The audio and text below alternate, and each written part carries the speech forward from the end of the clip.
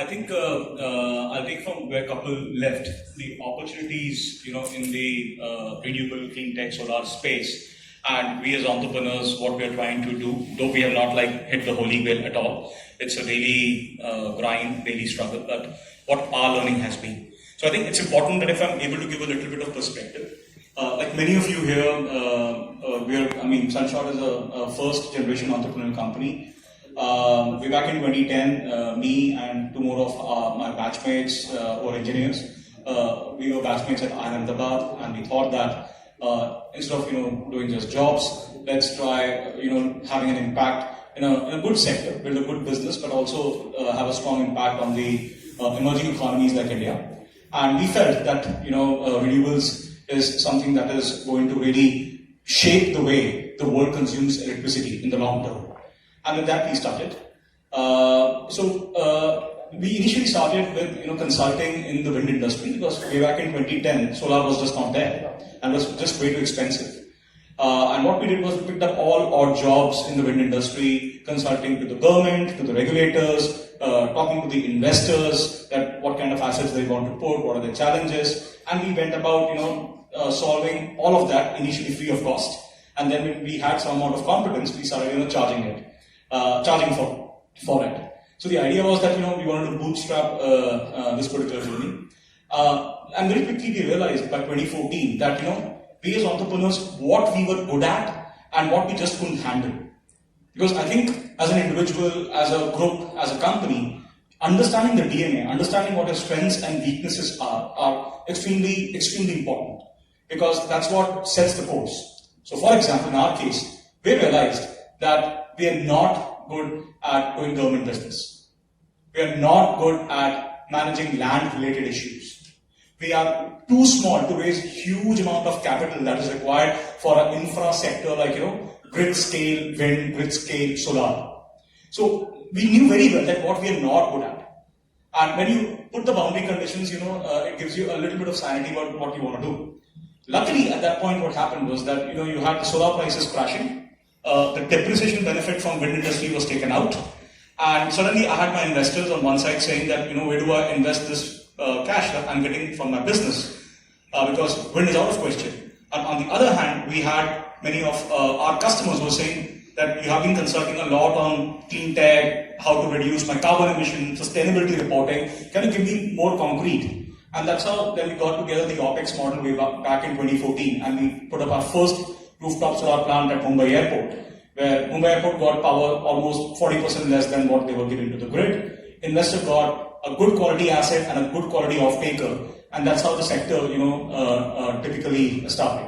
So we realized that high-quality customers in the commercial and industrial rooftop space, where the ticket sizes are say between 1 crore to 10 crore, where technology can play a decent amount of role that can help you differentiate in a commoditized market. So it kind of fell with the DNA of the promoter that this is what we could do. So that's one thing. It's very important to understand that what you're good at and what you're not. And the second is that on one side you can go the conventional way, the way big funds etc. are going about doing their business. But let's understand, as entrepreneurs, we are always short of cash, we are always short of manpower, and we are always short of time. So with that constraint, when you think about it, what I see, unfortunately, is that on one side you have a lot of opportunities, but the application of thought is somewhat lacking in the community, is what I feel. And that's happening in our company as well. It's not like we're doing a fantastic job of innovation. I think we are very, very fortunate to be in a country like India, which is power-starved. Per capita power consumption is very low, blessed with good amount of radiation, and generally the power infrastructure not being up to mark. So these are good stepping stones for distributed energy and services to kind of take on. But I think all of us are putting up a slightly blinkered view. So what is happening is we're getting into normal business models, and the only differentiation you have with big companies is I'm smaller, nimbler, my decision making is faster, and hence I execute better. Government projects or large brick-related projects where your cash flows, both during construction phase and after the asset has been put up, can get under stress, and it's not in your control. So that's one thing very important. Have good paying customers, be in that segment. If it means selling to Europe, so be it. Next, beyond the point, I think we kind of romanticize or glorify operational efficiency in a difficult country like India too much. But it's like saying you get up at 6 o'clock, I'll get up at 5 o'clock. You work 12 hours, I'll work 14 hours. Beyond the point, operational efficiency cannot be a strong moat. So I think important element is to innovate, is to differentiate.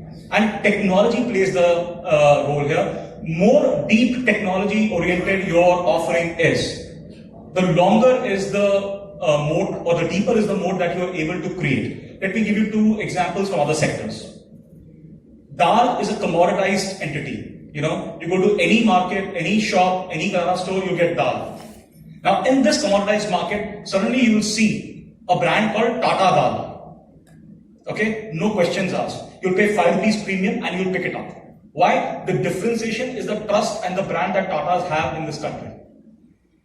Similarly, say 10 years back, when even I used to travel to Chennai, auto guys are a big issue. Not only here, I think across India. I mean, all of us would have been harassed, especially, when I speak to ladies, it's even worse. So then you have something like an Uber and Ola coming in, and they just give you a service which is so technology dependent, and there is a requirement, and voila, there goes the market. So the important element is create a strong technology-led differentiation that has some shelf life. And third, don't create technology for the sake of creating it.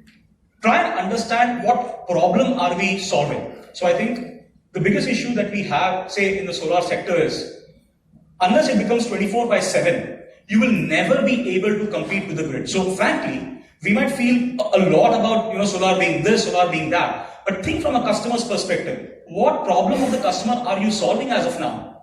So as of now, apart from giving them cheaper power and maybe green power, nothing else. He still needs a DG.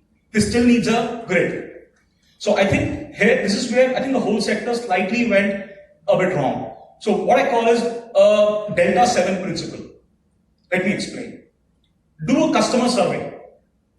If you have a product, do a customer survey and you see that the current service that the customer is getting, on a scale of 1 to 10, how does he rate it? Is it 1, 2 or 3? For example, 10 years back, how did you book your train ticket? You used to go and stand in the queue at 6 in the morning, wait for the counter to open at 8 o'clock. And then a product called IRCTC comes in, where sitting in the house, provided the website is good and the internet connection is good, you have a possibility of booking the ticket. And now you rate that service.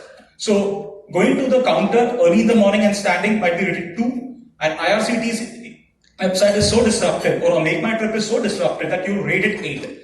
So that delta basically shows that is your technology solving a customer problem. And if you're able to build the business through these 3 prisms, then I think it is going to stand the test of time.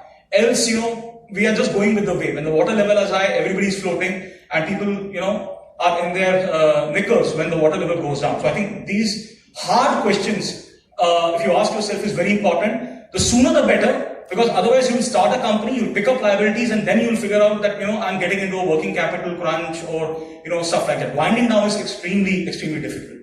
I think so. That is my feedback on the entrepreneurship space and, how you should go about it.